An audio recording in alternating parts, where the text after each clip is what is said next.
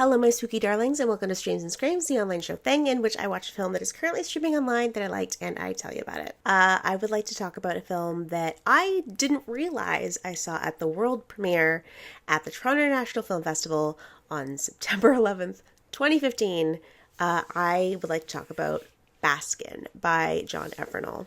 This film is absolutely not for everyone and I adore it. It's very upsetting. It was expanded from a short film that John had made. It follows a squad of police officers who go through a trapdoor to hell after stumbling upon a black mass. So they are sort of discussing their sins in advance of this event. They find themselves there, they stumble through this gate, and everything after that is just complete terror. So if you're not familiar with Baskin, this is a Turkish film. This was maybe the first Turkish film I had seen. Probably. But I remember just reading a description of this film, noting that it was a Turkish horror film that follows, again, a squad of police officers who stumble into hell. And it was extraordinarily graphic and dark and depicted a lot of really traumatizing imagery. And I don't know, just, it was like, sign me the heck up. I'm on board for that. So this film I saw at TIFF again in 2015, 2 days before I saw The Devil's Candy at its world premiere at TIFF in 2015. And I think these two films combined really kind of gave me my drive to work in horror film distribution, to work in horror film journalism, to kind of just talk about horror movies, because I saw these two films that nobody had watched yet, and I just really wanted to talk about them with anybody who would listen. So I kind of found people who would listen and force them to hear me talk about these films ad nauseum. Anyways, Baskin, again directed by Cam Evrenol, he kind of did like a very guerrilla style of filmmaking with this, in that they did not always have the permits to film at the locations that they were shooting in, and so a large part of the film was sort of shot in sometimes very compromising positions, not knowing if they were going to get busted by the relevant officials tried to stop them in their journey to make this chaotic film happen, which is amazing. This film has a very like linear yet somehow disjointed feeling to it. It has like a nightmarish, freaky quality. It feels like a nightmare. So I've seen this movie a couple times, and like this is, upon rewatching it, I had like 2.5 to 3 pages of notes basically, because I was just drawn further and further in and had more and more thoughts about this film. So I'm going to try and make this as concise as possible, but I'm probably not going to accomplish that, so bear with me. So Baskin is full of chaotic, messy, disturbing, traumatizing imagery. If you saw Talk to Me and were very upset by that hellscape that they kind of portray in that film, buckle up, because Baskin may not be the film for you. It starts again with these the squad of officers kind of shooting the shit in a local tavern, but at about 50 minutes into this film, you will quickly determine if this is a film that this is for you or this is not. That's kind of what I'm going to say about that. I'm trying to avoid spoilers because that's kind of what this is about. However, I may decide to do some spoilers like after the sting at the end of this, when we do the little like logo.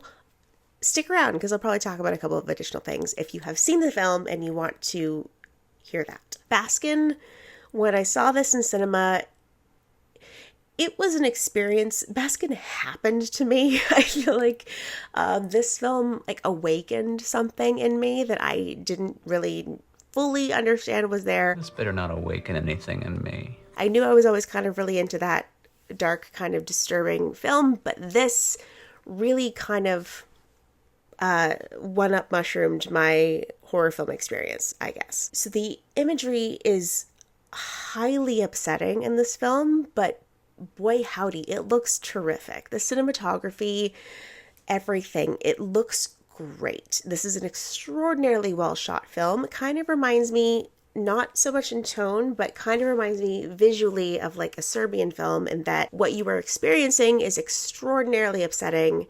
However, it just looks really great. It's just really well shot, so you can't be mad at that. There are quite a few sadistic, demonic, animalistic group scenes in this film. When watching this film, you may find yourself thinking, what the hell? And what the hell indeed. This episode, video, review may kind of stand as a warning to those intrigued to kind of alert you of like the tone that you may be in for. I was thinking about this while I was watching this, if like Benner would want to watch this movie.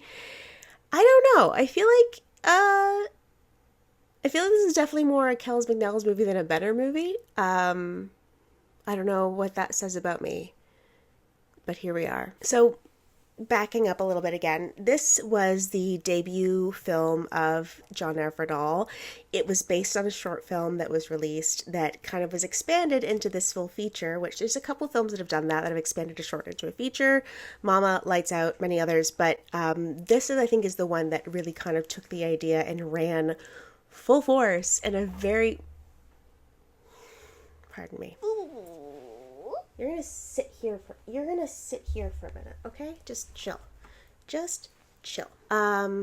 There's a cat in my lap now. So in the film, again, we have this group of the squad of police officers that descend into hell, where they encounter this character, Father, played by, and I'm going to butcher this, I apologize in advance, Mehmet Cerrahoglu. But he, as a performer, actually has an extraordinarily rare skin condition that allowed this character to be created without the use of prosthetics, which... Oh my gosh. Okay, where are we going? Okay.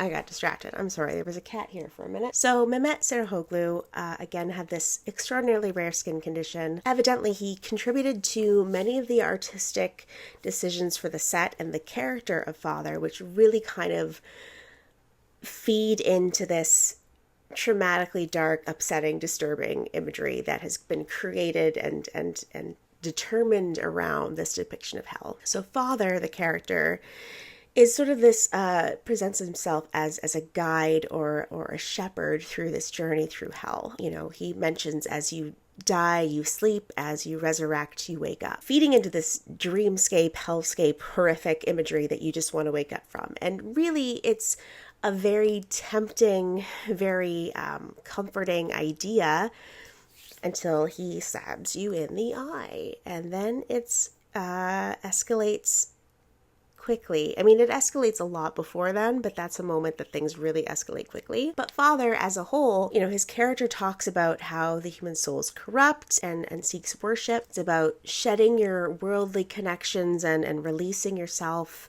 ascending to the next level of being and understanding, which all sounds very appealing until you realize how you get there, which is violent and upsettingly painful. So Father is sort of like a carnival barker for agonized suffering, if that makes sense. In theaters, this experience was immersive. Is it gross? Yes. Is it unlike anything else I've ever seen? Also, yes. Should I be doing this video? The people must know. The people must know about Baskin. This is an incredible film that there is a niche amount of you that I feel will really enjoy this film. I mean, my lovely dark darlings, you saw me talk about Megalomaniac, The New French Extremity, Audition, Takashi Miike's classic, as well as the Poughkeepsie Tapes, which is, to this day, one of my favorite found footage / mockumentary films. I feel there's this niche collective of you that will enjoy this film and will really get a lot out of it. For the rest of you, know that it exists. It's a beautiful, brilliant, very upsetting film that you might not want to watch. However, it's good to be educated. The other thing worth noting about Baskin is that it is dripping to the gills with practical effects. This film is steeped in gore and gruesome effects and really gnarly stuff. I don't know if there's any CGI in this film. I couldn't see any. I couldn't catch any, really. It just feels so real and so visceral, and I think that really sells the whole experience of this dramatic hellscape that you find yourself caught in. The music also, by the way, powerful stuff, pulsating, driving, and really just creates a thrumming vibe for this whole film that just makes you feel so much deeper inside of it. The ending of this film is so, just like such a lovely little bow on top of the whole trauma of the whole film that wraps it up neatly, keeps you falling through that horrific hellscape ever more, and really kind of knocks the breath out of you when you hit that final moment. So I love the ending. I feel like it's nihilistic. It pushes the idea of fate. It's this very kind of unsettling concept. I have a lot to say about this movie, obviously, but I really feel like it's something that you kind of have to experience for yourself to understand and to grasp. Is an experience that is for everyone? No, that is perfectly fine, because not everything is for everybody, and I think the more we understand that, the happier we'll be. This film, Baskin, is streaming on Plex, Amazon Prime, and Tubi. So clearly the internet wants you to watch this movie. If I were to pair it for a double feature, I think there's like 2 films I would pick from. For those of you who like it rough and can handle subtitles, I think this would be a great pairing with Frontiers, the new French Extremity feature.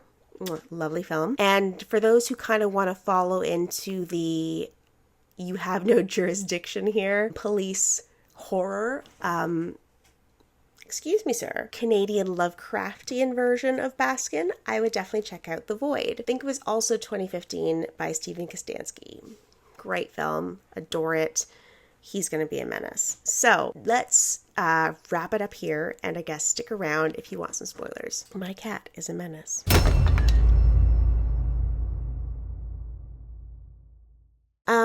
So if you're still here, let's talk about some spoilers for this film. I didn't really realize until I think this was maybe like my 3rd rewatch of this film, but the character of Yavuz, who in the beginning of the film is boasting of his sexual exploits, is the one to have a really horrible sexual experience in this film. A lot of the characters, things that they kind of divulge early on in the film come back to haunt them in this hellscape that they found themselves in. These sins that they divulge, they come back to them, which is, you know, a wonderful detail that, again, I totally missed.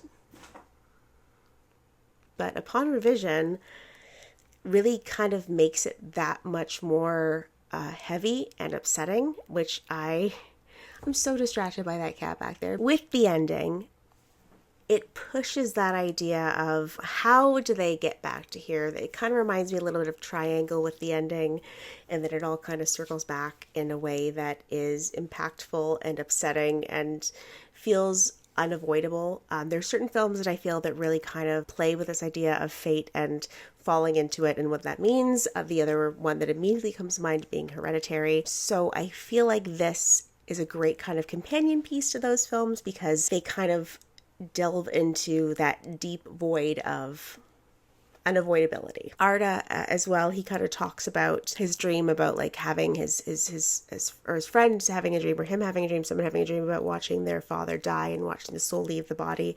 That kind of comes back with the captain's watching him die and pulling that key out, kind of ties into that very thematically as well. All in all, there's this idea of opening yourself to this horror, to this trauma, to this darkness, and what that kind of unlocks within yourself. There's a fantastic piece online, I think it was done by Modern Horrors perhaps, that kind of divulges and dissects the religious imagery and iconography in Turkey and Turkish beliefs and how it ties into certain things in this film. I recommend looking that up if you're curious. Overall, Baskin is a very meaty and harsh film that is very I don't want to say enjoyable, I want to say fun, because it's not really either of those, but it really kind of gives you a lot to pick away at, and I will forever recommend it to those who are into that sort of thing. So thank you so much for joining me. Watch it if you dare, I guess, and